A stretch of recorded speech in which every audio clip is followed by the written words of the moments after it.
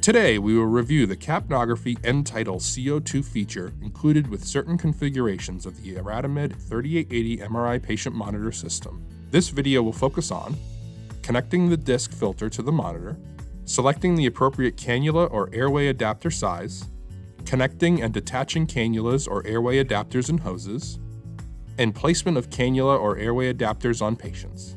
The CO2 readings will be displayed in the yellow section of the patient monitor.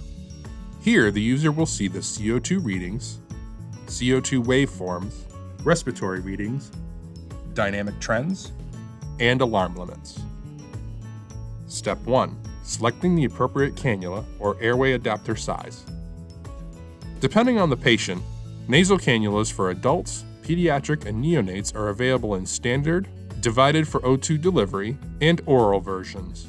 Additionally, the monitor is compatible with those patients whom are ventilated or intubated, where the use of the included adapter might be needed.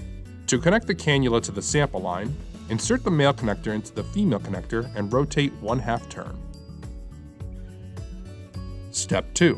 Connecting the disc filter and sample lines to the monitor. Each IRadimed sample line kit includes a new hydrophobic disc filter, sample line, and adapter. The adapter may not be needed for all applications. When monitoring the end tidal CO2 from the 3880 MRI monitor and not the wireless multi-gas unit, the user should always ensure the agent's parameter is turned off.